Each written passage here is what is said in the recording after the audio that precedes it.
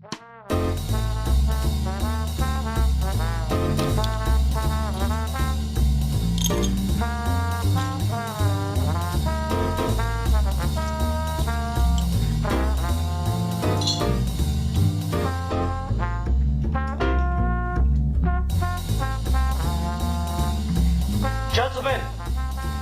the time has come once again to discuss things.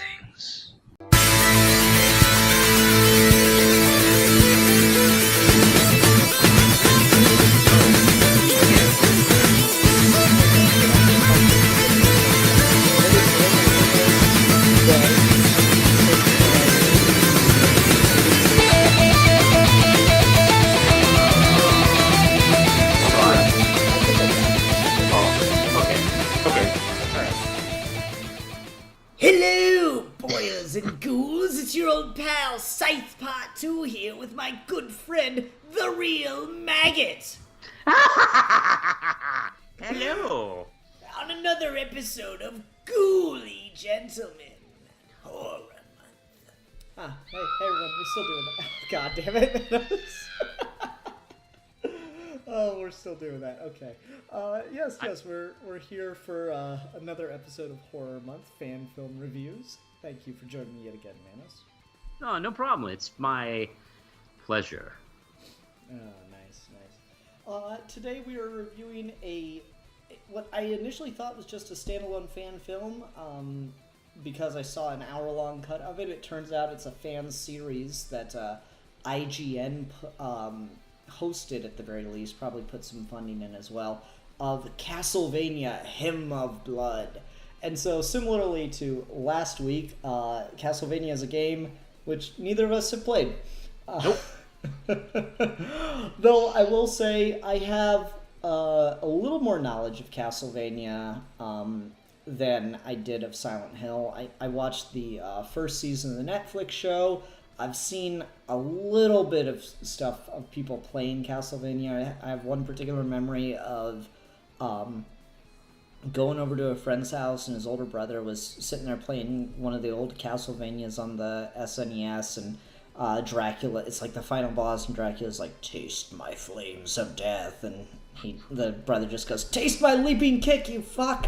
and just kept jumping around. So I've got a little more knowledge on Castlevania than I did on Silent Hill. I think I know a little less. I know that it's got Dracula in it, and there's a dude, the hero is Simon Belmont, and he has a fire whip, and it's a terrible night for a curse. And that's kind of it. Although, is there a good night for a curse? Yes, there is. No, that's a great point. Yeah, so Castlevania, I mean, just like everything about it that I know of is kind of over the top. I mean, the fucking name is Castlevania, right? Yeah. So I really didn't know what to expect in this, and what I got was Michael Dorn. I was not prepared for that whatsoever. Exactly, like the way he comes out of the shadows. Right? And then Maria Sirtis comes out. Like, what the hell am I watching?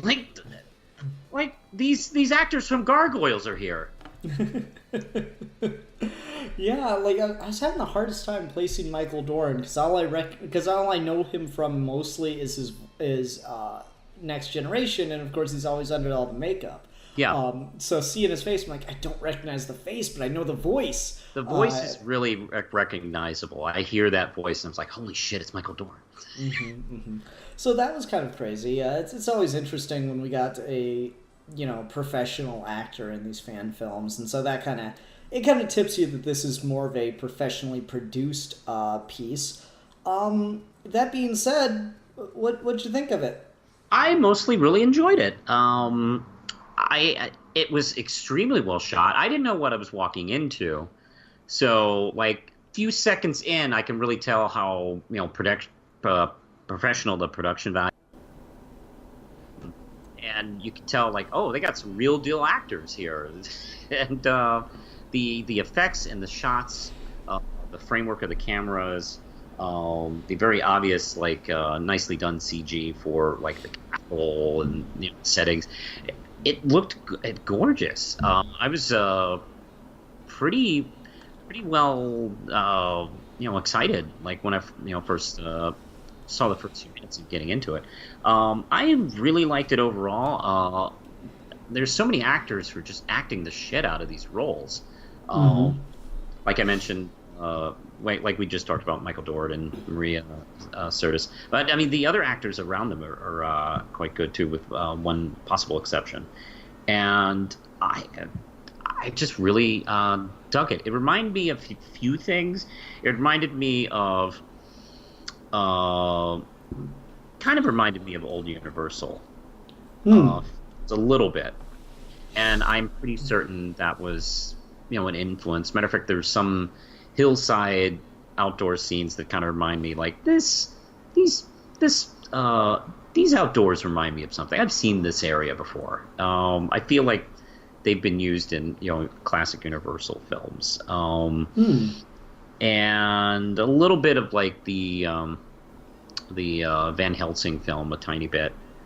Yeah, and I wonder how much of that's just the feel of Universal having the properties for so long, and now it's just kind of hard to separate the properties from Universal's influence. Well, a lot of people are introduced to these characters through these films first. I know I was. I didn't know they were books and such, beforehand. So, yeah, I'm one of many people who just kind of associate the Universal brand with these characters.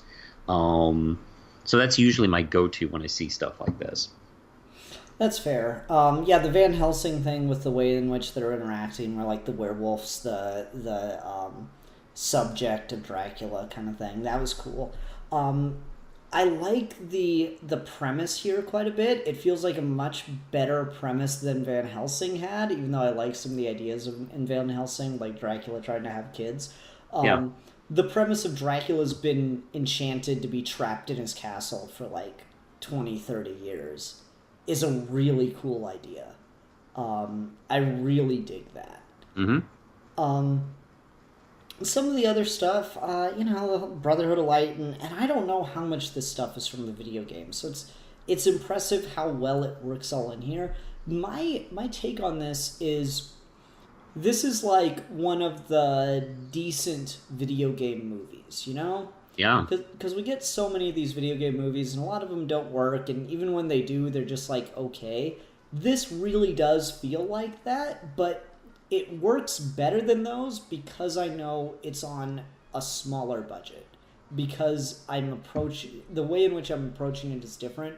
It feels like the fact that it's on a smaller budget forces it to spend more time with the lore, more time with the characters, more time building the story up, and less time doing flashy, big-budget action scenes like so many of the blockbuster video game movies get into. Yeah. And that's what makes it feel not necessarily great or anything, but certainly better. It does. I was thinking about this this morning after I watched it, and we had discussed this kind of topic a little bit when we were talking about the Doctor Doom film, where I'm seeing so many of these fan films take on these properties, and they sometimes really do feel like older classic B films, but except good. And they have kind of learned over the generations, from films and blockbuster, tentpole movies and old classic B films, to kind of use what they have on the budgets that they have. And you're right. Sometimes it feels like too much budget kind of just inflates everything. In like the production a good example value of it for me is both of the Hitman films. I actually really like the Hitman games, but like the whole point of those games is when you're doing them well, no one knows that there was a hit. Like you're supposed to make it look like an accident and stuff. And then the Hitman movies, there's like shootouts in the street and like helicopter shakedowns and fights and stuff. I'm like, no, Hitman is not fucking James Bond. You're doing it wrong, and you just need to spend the money making a smarter, stealthy suspense film. Why are you doing it this way? And it's because they've got the budget and they're trying to make a big tentpole property out of it.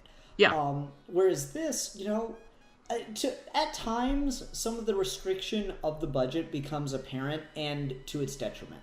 Yes. I think the fighting scenes, all the scenes where they're fighting, is kind of funny. Michael Dorn's in here because at times it looks exactly like the kind of fighting choreography that you see in Star Trek, which is to say, not good. And so like there's definitely moments where the budgetary restrictions do cause some problems. Yes. But they're smart enough to avoid the fight scenes. They're smart enough to put the fight scenes in dark, so it looks it hides some of the scars, if you will. Yes. It's shot smart because it's shot within its restrictions.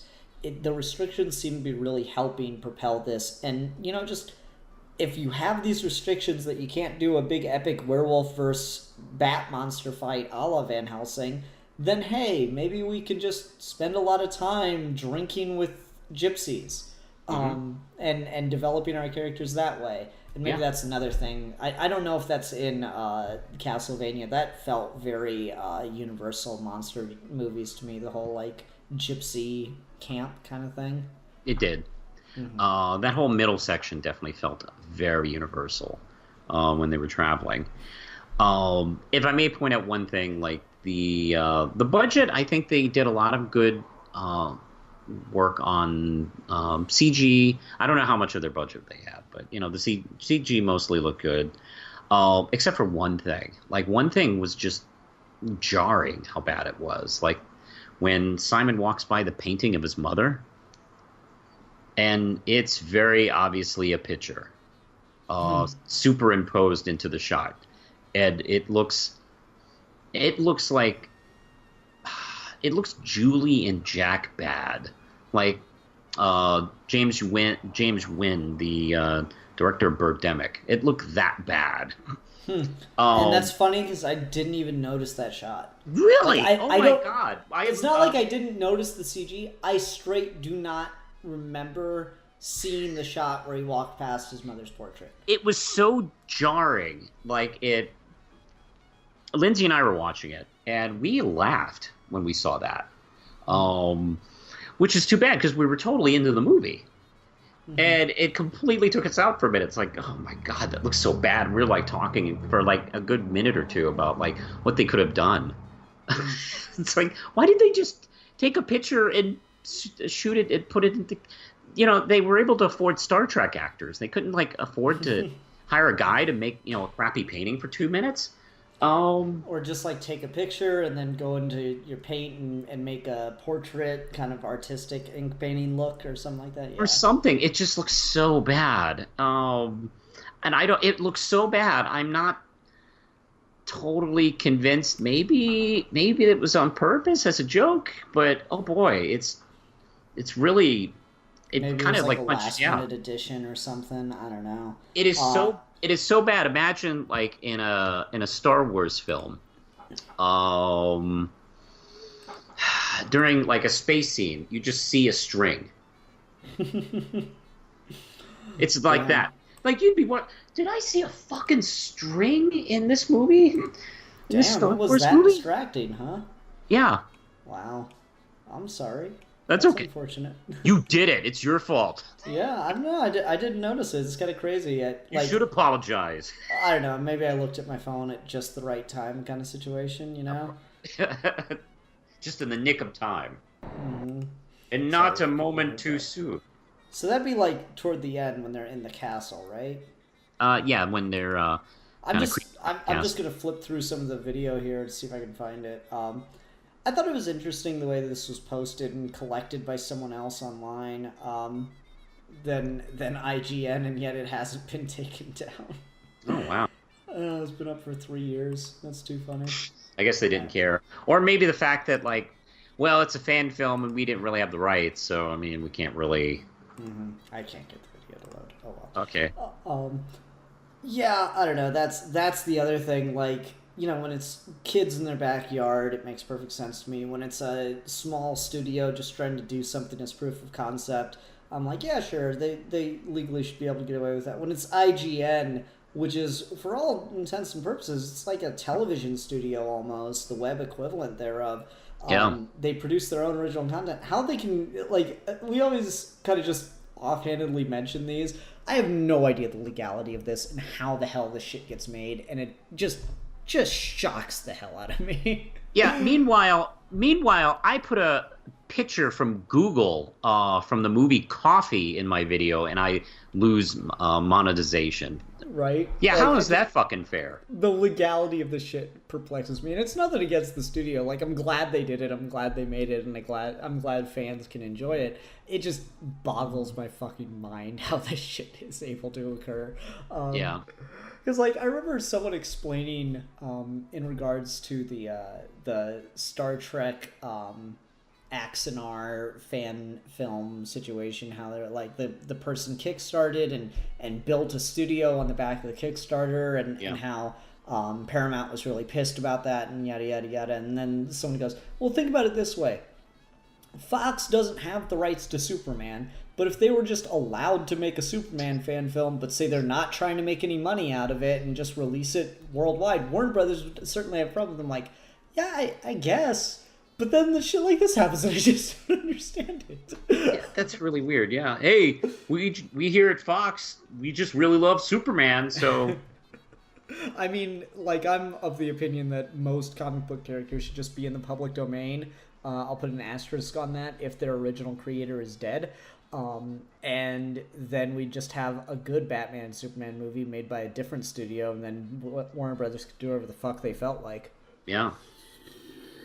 Just sipping that tea. Anyway, back to Castlevania, Hymn of Blood. So as far as like Dracula plots go, what did you think about the plotting here? I thought it was decent. The Dracula plot with him stuck in his castle kind of reminded me a little bit of some of the Christopher Lee Hammer films, which, that I think one or two of those things kind of happen to him every so often, where he's trapped in prison because of some curse or some bullshit like that. So it did kind of have that vibe. He's definitely a more Christopher Lee type of Dracula than a Bela Lugosi or a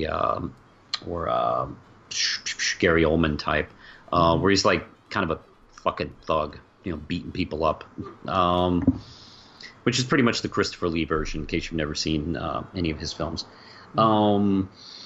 He didn't really strike me as all that frightening. Castlevania has never really struck me as like a scary franchise to me. I think you should watch the Netflix series. I've seen the first episode. Oh man, that's crazy, because I think that's got some just absolutely gorgeous horror imagery for animation. Yeah, it's gorgeous. I mean, I didn't find it scary, but it was cool. It's like kind of like action fantasy with vampires. Fair enough. I don't know, like the Dracula plot here I thought was really cool, just the way it all works. Simon Belmont of House Belmont is the secret son of Dracula. It's a twist that probably wouldn't work in a lot of things, but they do their best to really sell it, and they let you spend some time with it, and they let the characters spend some time with it. You get the notion of how fucking ominous the whole thing is, particularly in the scene where he's having his palm read. I thought that was pretty cool. That sequence was nice. Yeah, and just the whole plot around, Dracula stuck in his castle. It's a great framing device for a video game, and it translates surprisingly well to film. I particularly like some of the humor they get out of it. Like, they sneak inside the castle and whatever... What was the old guy's name? Oh, yeah, oh, damn it! I can't remember. Uncle whatever his name is. I want to say Renfield, but I know it's wrong. It's not Renfield. Yeah. But anyway, like, the old guy gets in the castle, he's like, 30 years locked up in here? You thought he could have cleaned up a little? And that just gave me a fun image of, like, Dracula with, like, a feather duster and shit, and now I just want to go back and watch What We Do in the Shadows. Put the fucking newspaper down. What does it matter that we do the dishes? We kill everyone we bring here. Yeah, but it should still be nice. Anyway, so like that was, I don't know, that kind of stuff, it just played well. The Boatman was a really cool dynamic to see in here. I would agree. Yeah, I've seen that type of character before, and I thought it was done quite well in this. Mm-hmm. I like the, God, I love that moment where the uncle, because the film's kind of telegraphing his death, like almost all the way through it. I love that moment where he tells the boatman, I'll see you soon." Mm-hmm. That's like, oh God, I love this stuff. Yeah, that was good. Some of the other stuff in here that, like, I feel have been mostly positive, so let's go ahead and add some negativity to this. Some of the stuff in here that I think didn't work so well was the idea of the Brotherhood of Light just being so easily killed off. Like, most of it happens off screen, so fair enough, but at the same time, it's like, the uncle comes up and tells the father, it's like, "Hey, 2 of these guys in our little brotherhood are dead." "Oh, it's probably just an accident." I feel like you need to take this a little more seriously than that.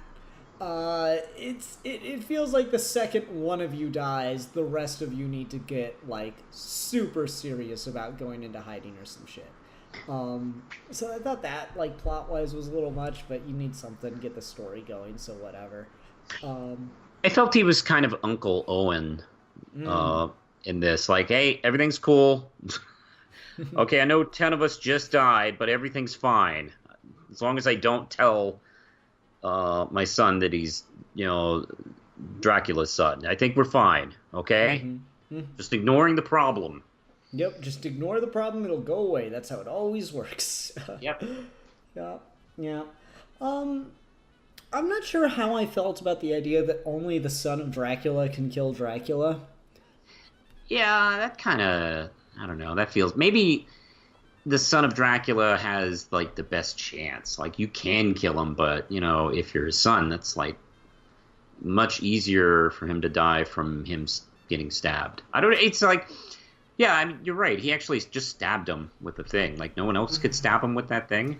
Yeah, and like, the implication was given as they trapped him in the castle, because even if they could stab him, he wouldn't die unless it was someone in the bloodline. I'm like, I don't know how much I like that particular thing on there. Yeah. And I'm not sure if that's from the games or not, so maybe it's just a restriction that they have to deal with in adapting the property. It sounds like a video game thing. Mm-hmm. Yeah, that does sound like a thing. The Chosen One is a plot device that works particularly well with video games, so I suppose if you can put it in there, it's going to work out. What was the name of the female character that, like, joins the ranks kind of late in the game? I don't know. I don't know. I can't remember her name. Yeah, we're having trouble tonight. I didn't particularly care for her, though. Something about it just felt really tropey. Like, here's the female badass character. I'm like, yeah, okay, whatever. Let's see. Well, I don't know. I do have a problem with the female badass character when they don't do anything. Mm-hmm. And that's like, she almost makes it worse, is the funny part.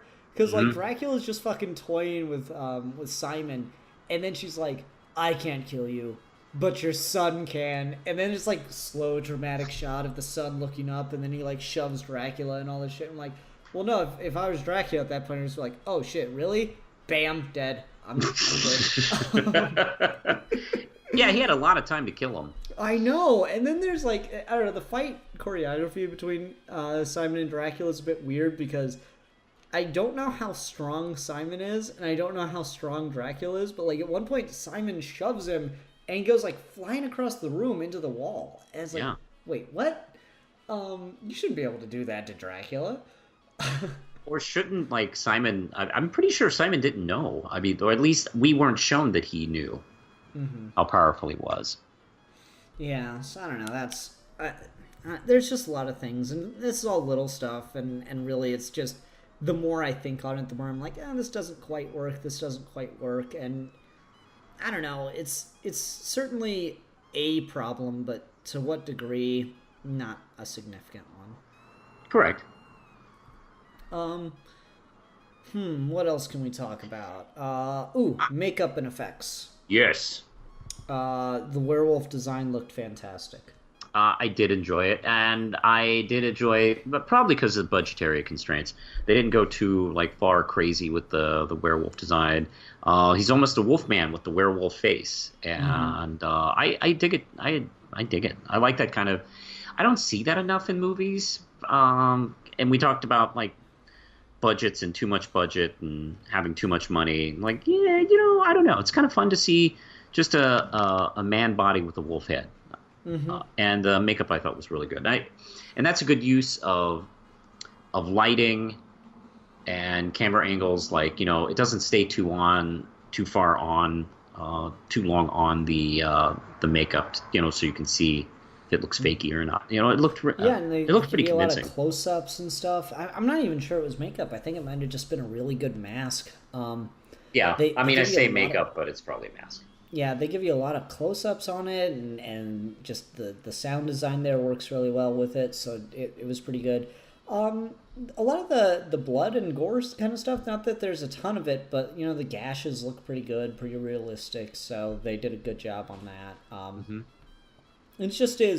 It's really fairly professional. I'd say this is probably throughout most of it, I'd say it's probably quality of a television show. Which is about what it's aiming for, so that's really cool. Some of the CG, I think, like the castle stuff looks really good, and sometimes I'm thinking like, if that's the best you could do, why'd you bother doing it? Like, one shot in particular reminded me of, it's when they're waiting on the boatman, and there's like 2 torches on the dock, and you can tell that the fire in the torches is just pretty much CG masked in or something like that. And I'm like, it just doesn't look good. The fire looks really flat in comparison to everything else. Doesn't look like light's actually coming from it. Just, I don't know, why'd you bother? It's creepier if the dock's dark anyway. So stuff like that, I think they kind of overreached maybe. Anything else? Costuming looks pretty good. Doesn't necessarily look like super authentic 18th century clothing, but it looks like the kind of stuff the video game designers would have the characters wear. It's definitely what video game designers would think that era of whatever the hell country. I guess it's Castlevania is the country, right? I think... See, I don't know. This is where I... Is that a name or is that the country? That's how little I know about this video game property. Yeah, no idea. It'd be great to visit modern day Castlevania, and it's like, Starbucks is, and dog parks. Like, woohoo, Castlevania! Come to the gift shop. Okay. What else with this? If you don't mind, I'd like to talk about the lead actor. I thought he was okay. I thought he was fairly serviceable.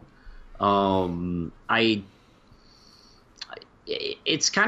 was a little bit of a problem because most of the cast they put around him are acting the shit out of this material, and they get 2 Star Trek actors who are always good. And then I think, unfortunately, instead of propping him up, I think it makes him look fairly weak as a lead. And I think that's that would be my biggest actual complaint about the film, outside of just tiny nitpicks. Is like he really did not. I don't know if he really didn't. I think in one way in writing he didn't have too much of a beginning moment to kind of I don't know. They did give him stuff. Maybe it's just the performance then. Because he just kind of falls flat, really, as a lead. He walks in on his dad being attacked or whatever, and then it's just kind of I don't know. It's a really flat parent dying scene, I guess I'd call it. It's just no crying, no nothing. You don't really feel the pain of the actor there. I think a lot of it. Yeah.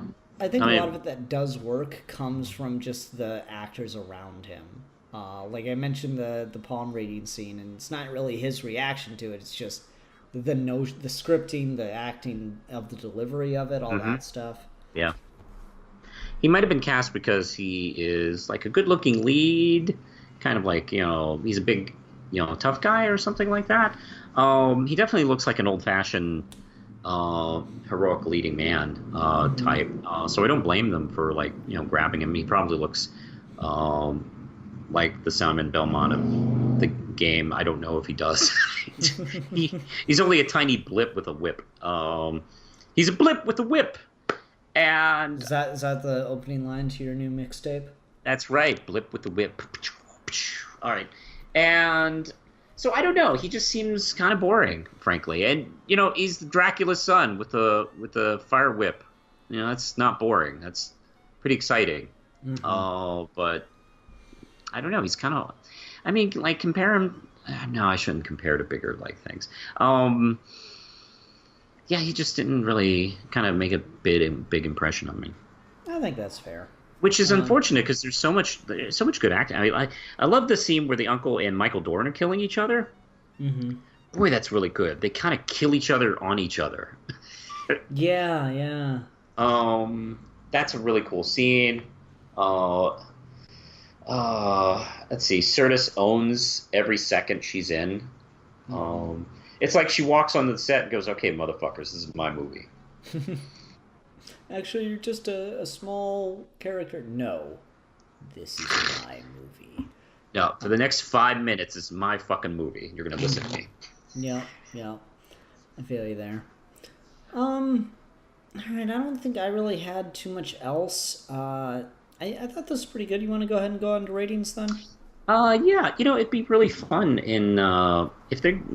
I would love to see another Castlevania fan film, where maybe he has a family reunion of Dracula's other kids from other properties, like Vampire Hunter D and Countess Alaska. Maybe have. Hey, it's Dracula. He sucks, right? He's a terrible father, right? He's been really bad. That'd be nice. I would kill if you have a budget and trying to figure out what your Castlevania movie should be. Fan filmmakers listening to me, that's your plot. Have these three characters meet: daughter of Dracula, Vampire Hunter D, and the Castlevania guy. So throw Alucard somewhere in their mix. Oh yeah, Alucard. Go nuts. Have a lot of fun. I would probably say I rather enjoyed this quite a bit. It was a fun movie. Most of the acting is really top notch. The effects are wonderful. It does have a nice old school kind of B-movie flavor to it, mixing a little the Universal stuff. Let's see. I would probably give this probably 4 out of 5 Star Trek actors. Okay, all right. For me, I'm going to go just a little bit lower because while I did quite enjoy it, I do think there are some obvious holes. So for me, I'm going to go ahead and give this a 3.5 out of 5 whips with stabby things on the end. Oh, no. Yeah, stabby whips. Whips, as if you will. Yes. Alrighty. Manos, what will we be discussing next time?